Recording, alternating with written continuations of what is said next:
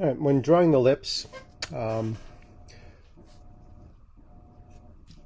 I'm going to start with the middle line and look for the shape that separates, the line that separates the upper lip from the lower lip, right? So it's easy to just draw a straight line across, but when you look a little closer, you'll notice that there's a little bit more nuance in there, right? So there's a little bit of up and down, a little bit of wavering here and there, and depending on sometimes the emotion or just the way the face rests, it can kind of be tilted up or down. I just have a little bit of, it's not straight, okay? So start with that line, look closely, try to find that. Often you'll see this little kind of bump, or what I consider a beak, where the upper and lower lips meet. It's not always there, but sometimes look for that. Next shape you're going to look for is the shape of the cleft, or where the cleft meets the top of the lip. So where that little channel comes down from underneath the nose and meets the top of the lip, you're going to see a U or a V shape there. And you want to look at whether or not those lines creating it are concave or convex, meaning they're curved over or curved under. And you want to look and see how wide or squished it is, how deep it is, right? There's going to be a lot of variety. Also look how thick the lip is to see how far away to place this shape.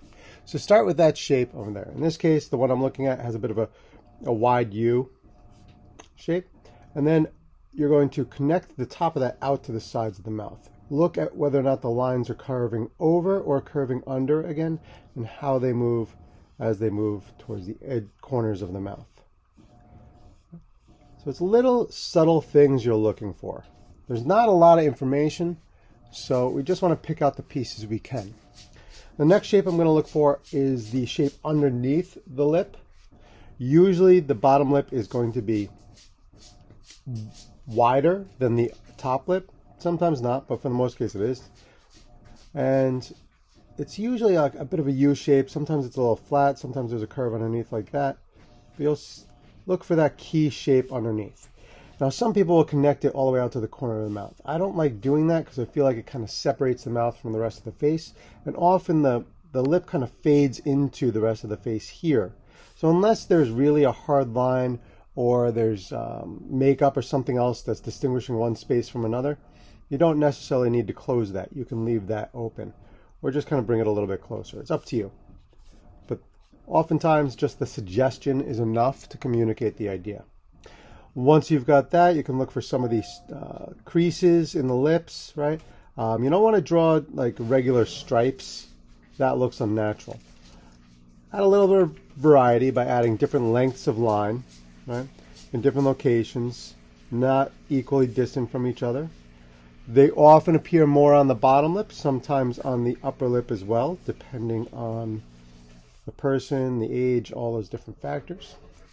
Once I've got that in place, I'm ready to add any value that I can observe. Because the bottom lip does stick out and often we're getting light from the top, you'll often see a shadow underneath the bottom lip. This is not always the case, but it often is. It really depends on where the light's coming from and how it's hitting the lips. And then you'll often see the bottom of the upper lip shaded as well because light's coming down, and as the lip curves back under to go in towards the mouth, it creates a little bit of a ledge and there's a shadow there. All right, so look for the shape of any shadows that you can observe. Sometimes there's little bits of value in areas. And the other thing you'll start to notice is there's also areas of highlight, right? So because we often moisten our lips and they're kind of fatty and have that sort of stretched look, right? You'll very often see highlights as part of the lip. So pay attention to those as well.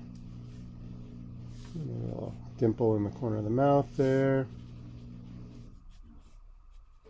Make it a little bit deeper. You start with the medium values, then come back in and pull out any deeper values that you need to.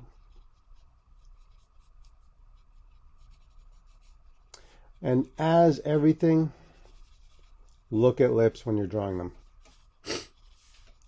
Either look in the mirror, find a picture on your phone you can look at, a magazine, anything that's nearby. search online. But try to find a straight-on view of the lips.